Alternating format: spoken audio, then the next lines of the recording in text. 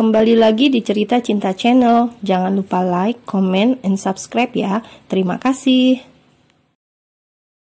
Saat matahari mulai terbit, Azam pun bersiap untuk menghadiri persidangan kedua perceraiannya dengan Bella. Pengacara Oka datang menjemput ia dan Ben. Lalu bersama-sama menuju pengadilan agama. Sampai di sana Azam tercengang karena semua keluarga datang. Ayah Adam dan Ibu Haura, Papa Agra dan Mama Sarah, Acil Aida dan Amang Yuda, juga adik dan sepupunya Azura, Agatha, Alessa dan Al-Ghazali. Mereka semua duduk di barisan yang sama. Sementara ia duduk di barisan yang lain berdua dengan Ben. Azam berulang kali melihat ke arah mereka, namun semua keluarganya nampak acuh, membuat Azam menelan ludahnya dengan kasar. Sampai akhirnya Azura dan Agatha bangkit lalu duduk di sebelahnya. "Kami mencintaimu, Bang," bisik Agatha. Mereka lantas saling menggenggam tangan satu sama lain untuk memberikan kekuatan. Sidang pun dimulai, sidang yang diagendakan untuk tergugat menyampaikan keberatannya. Pengacara Oka mulai buka suara, mengatakan bahwa kliennya tetap ingin mempertahankan rumah tangga ini. Sejak awal pernikahan, mereka tidak memiliki komunikasi yang baik, terlebih kisah masa lalu makin memperkeruh semuanya. Kliennya dan penggugat sama-sama belum berusaha untuk membuat rumah tangga ini utuh, hanya kesalahpahaman yang terus menguasai. Kliennya mengaku bersalah atas tuduhan selingkuh itu dan kliennya pun membenarkan. Namun penggugat pun melakukan kesalahan yang sama pula. Pengacara Oka menunjukkan beberapa foto kedekatan Bella dengan Edward selama beberapa waktu lalu di Singapura, foto yang akhirnya membuat kubu Bella terpojok. Tidak sampai di sana, pengacara Oka pun memanggil seseorang yang menjadi saksi untuk memperkuat pernyataannya. Pengacara Oka memanggil saksi itu dan keluarlah Raya, membuat semua orang terkejut kecuali Azam dan Ben. Sebelum Raya pergi dari Jakarta waktu itu, Azam meminta Raya untuk menjadi saksinya di pengadilan guna mempertahankan rumah tangganya dengan Bella.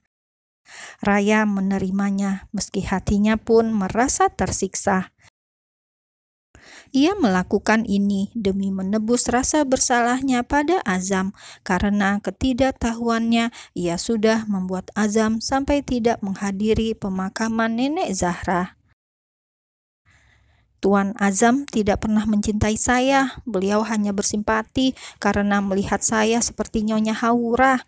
Sejak usia remaja, saya sudah membantu ibu untuk bekerja di rumah keluarga Malik. Pagi saya sekolah dan siang hingga malam saya membantu ibu." Saat Tuan Azam menawarkan sebuah pertemanan, ibu saya selalu mendesak saya untuk selalu mendekati Tuan Azam, tidak peduli meski dulu Tuan Azam dan Nyonya Bella sudah ditunangkan. Semua keluarga Malik tercengang saat mendengar ucapan Raya itu. Dia berucap saat ada Al-Quran di atas kepalanya. Mereka marah namun terus mencoba tenang, tidak ingin membuat sidang ini gaduh. Ibu juga memanfaatkan kondisi ayah saya yang sakit untuk terus membuat Tuan Azam bersimpati. Jelas Raya. Ingat masa lalu itu, ia meneteskan air matanya, menyadari betapa bodohnya ia saat itu. "Cukup," ucap Oka, kembali mengambil jalannya sidang. Ia tidak ingin saksinya tertekan. Oka kembali berucap bahwa kliennya sampai bisa memiliki hubungan terlarang itu karena masa kecilnya yang hidup susah dengan sang ibu, lalu melihat kegigihan dan kerja keras Raya seperti ibunya dulu.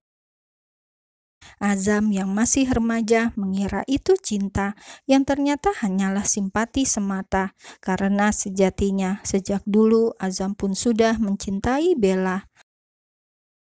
Mendengar ucapan Oka, kini Adam yang merasa sesak di hatinya tentang Azam kecil yang harus hidup susah bersama Haura adalah kesalahannya. Adam meremat tangannya kuat mencoba bertahan dari rasa sakit di hatinya yang menyiksa. 2 jam, akhirnya sidang itu usai. Hakim mengatakan jika sidang keputusan untuk perceraian Azam dan Bella akan kembali digelar 1 bulan mendatang. Sidang yang akan menjadi penentu gugatan Bella dikabulkan atau tidak. Ayo kita pulang, ajak pengacara Oka. Ia sudah melakukan yang terbaik dan kini semua keputusan ada pada hakim dan kehendak Tuhan.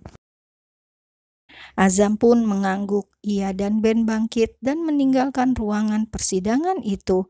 Hingga saat hendak menuruni anak tangga gedung pengadilan agama, langkah Azam terhenti. Ia mendengar namanya dipanggil oleh seseorang yang suaranya begitu ia rindukan. Azam, panggil ayah Adam seraya mendekati Azam. Kini keduanya berdiri saling berhadapan.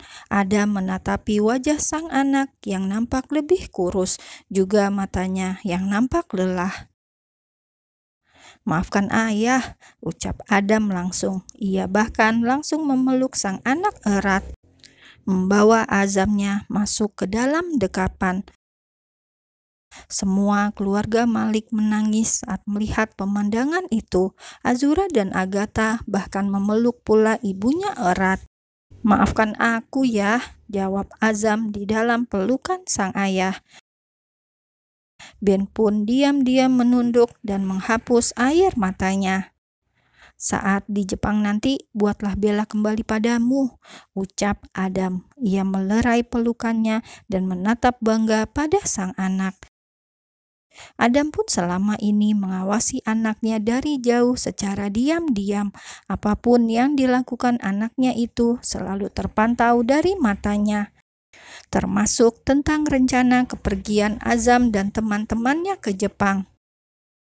Tentu aku akan membawa istriku kembali, jawab Azam. Kini semangatnya semakin meninggi, apalagi saat semua keluarganya sudah mendukung seperti ini.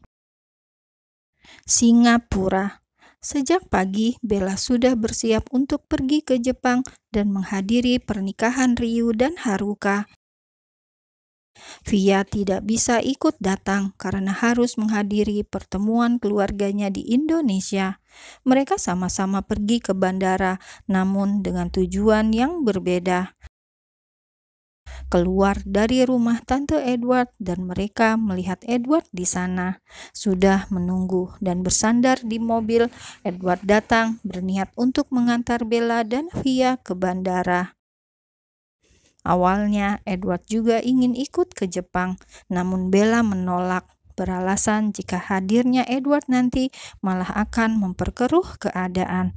Gosip-gosip muncul dan membuat mereka susah sendiri.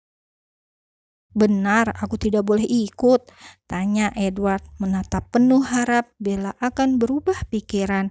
Melihat Bella diam, ia melanjutkan langkah untuk membantu Bella dan Via memasukkan koper mereka ke dalam bagasi. Benar kata Bella, Ed, kamu tidak usah ikut. Apa kata media nanti jika kamu ke sana datang bersama Bella, sementara suami Bella datang sendiri? Tante Edward yang menjawab menengahi keduanya. Membuat Edward mencebik, tak bisa lagi membantah. Baiklah, aku tidak akan memaksa lagi, ucap Edward. Bella dan Via hanya tersenyum saja. Mereka semua lantas berpamitan pada Tante Edward dan segera pergi dari sana, membelah jalanan kota Singapura dan menuju bandara. Jika ada sesuatu yang kamu butuhkan saat di Jepang nanti, jangan sungkan untuk mengatakannya padaku, ucap Edward. Sungguh ia masih belum lega melepas Bella pergi sendiri ke negeri tirai bambu itu. Apalagi Edward tahu betul Azam masih berusaha keras untuk memperbaiki rumah tangganya dengan Bella. Jika suamimu kembali berulah pun, langsung katakan padaku. Di Jepang juga aku memiliki banyak kenalan. Mendengar semua ucapan Edward itu, Bella tersenyum kecil, merasa lucu sendiri. Edward sedikit mirip dengan Arnold, yang memperlakukannya seolah ia adalah anak kecil. Iya, jika ada apa-apa, aku akan langsung mengabarimu, balas Bella. Bagus. Dan setelahnya tidak ada lagi perbincangan di antara mereka.